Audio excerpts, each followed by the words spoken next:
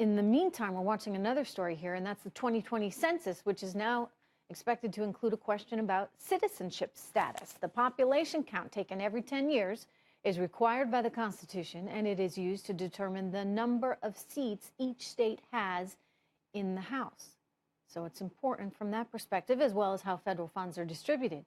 Democrats are condemning this move, saying it would actually discourage immigrants from responding, which would cause a population undercount, and therefore they wouldn't be able to have as many representatives, say, from a state like California. California's Attorney General, thus, is suing the Trump administration, saying, and I quote, "Including a citizenship question on the 2020 census is not just a bad idea, it is illegal."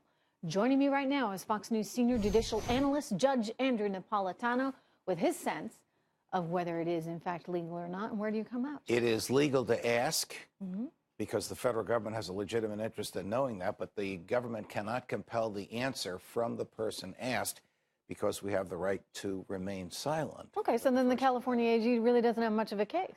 First of all, it's premature because Congress hasn't decided this yet. This is just a proposal from the Commerce Department, which must file its proposal by the end of this week, and they filed it last night. Congress is not in session for the next 2 weeks. So we're going to debate this all over again when Congress is back there.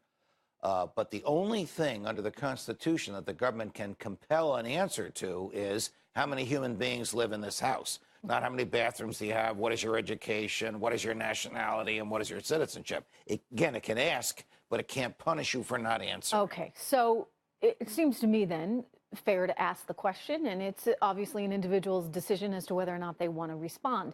But assuming that California is right and all the people that are here illegally decline to answer the question, does population count go down, and therefore does the number of representatives coming from a state like California That is a go great down? question, and that would be exquisitely unfair to the rest of the country if California were to get more representatives in the House of Representatives because of more illegal or undocumented persons living in California. That is not the intent of the census, and that is not the purpose of the head count. So the federal government is going to have to find some other way to determine who is legitimately, lawfully residing in California without compelling people to answer. Now, I think a lot of people will answer anyway. I don't know if they'll answer truthfully or not. I think the Democrats do have an argument to make that people who are here unlawfully are not going to answer truthfully because they'll think it's going to trigger their deportation, although these questionnaires are anonymous.